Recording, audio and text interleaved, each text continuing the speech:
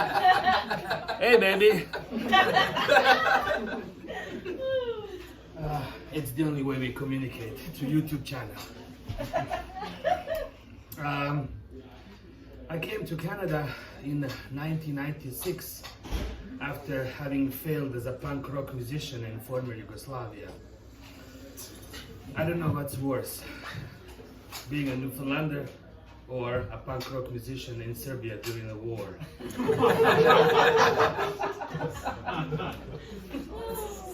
27 years later, I had a chance to go back to former Yugoslavia or to Serbia again, and I attended a concert of Goblini. I got a t-shirt to prove it. It was amazing. It was a good experience to be back at the rock and roll show with like 1,000 people screaming and yelling.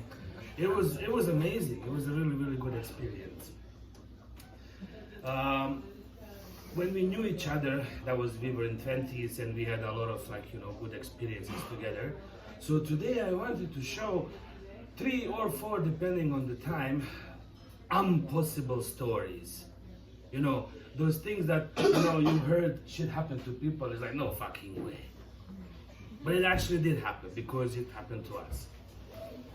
So the first one happened to a friend of ours who was the singer for the band. His nickname is Pigeon. We call him Golub. Back in the day, we didn't have cell phones and whatnot, so maybe we would go out, we would make sure to, somehow catch the last bus. This is in Belgrade, Serbia, because if you lived outside of the city, the last bus would leave at 11 o'clock. You had to make sure to be at the bus station at 11 so you can get home, otherwise you're stuck in the city without anything. My friend was visiting his aunt in Belgrade at the time because we lived in a smaller suburban town, because he wanted to see a concert. And for some reason he was like, he was thinking to himself, I don't have a watch. What should I bring, to remind myself? So he sees this clock that the aunt had. It was like one of those wind-up clocks, like, right? So he said, can I take this clock, to remind myself of what time to get the bus? And the aunt is sure.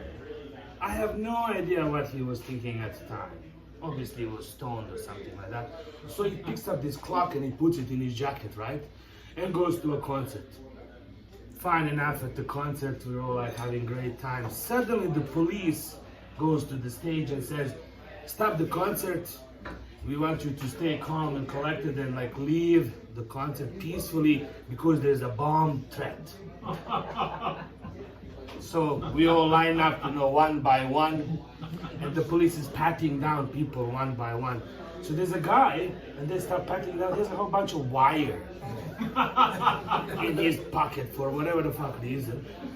So the police tells him, why don't you just stand on the side here and hold this? So the guy goes there and he's just standing like this with the wire. So they continue patting. The next guy, a few guys down the road, has a hammer. For some fucked up reason. So they tell me, yeah, why don't you stand over there? So he goes there as well. So now there's 2 of them, one with the wire and the other guy with the hammer. Now we know what the hell is going to happen next. So Pigeon is walking down and they start patting. I'm like, what the hell is this? Like, I have a clock, I didn't want to miss the last bus. Sure, fuck off, why don't you ask somebody what time? I don't go stand over there. So now there's 3 of them. There's the guy with the wire standing, the guy with the hammer, and the guy with the fucking clock. While hundreds of people are leaving, the concert, like, you motherfuckers, you fucking clown. Like, it was like verbal abuse of the century. And they could not say anything back because the police was like, shut the fuck up, we know what you guys are up to. It happened, believe it or not. Second story is a little bit recent. The singer, was attempting to do the crowd dive, right? And, there's a lot of people, like, band is fucking kicking ass, it's punk rock, it's really fucking good stuff. So he jumps, and people start crowd surfing him, and they bring him all the way to the edge of the fucking crowd. And the security officers are there, and they don't watch the show because they're actually, watching the game. And they, he jumps off falls back and he turns around, wants to go back in. And the security's like, where the fuck are you going?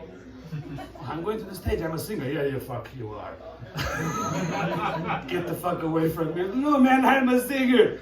And the fucking security guy wouldn't have it. Imagine like it happened, believe it or not. Now the third story goes into the phenomenon of like science fiction. But it's a true fucking story. Why would a punk rocker from former Yugoslavia lie to Newfoundlanders on a Wednesday night? Now, if it's Thursday, anything goes. Marijuana has been consumed widely all over the world. Back in the 15th century, we have some written documents in which they call it the happy weed or happy grass. You know, even our ancestors, all the way to Neanderthals 30,000 years ago, consumed it, you know. But for some reason it became illegal and we had to grow it illegally. One particular year, it was a really good year, my friends had a good harvest, so two of them decided to go and pick up, you know, these plants. Of course, they cut them down, put them in the trunk of the car and started driving to the car. The fucking police in the middle of the road stops them. They're like, fuck, guys, everything is cool, but our car broke down, we need a tow to the city. Like, okay, fuck. So the police cars, you know, gets connected to my friend's car and they start driving slowly.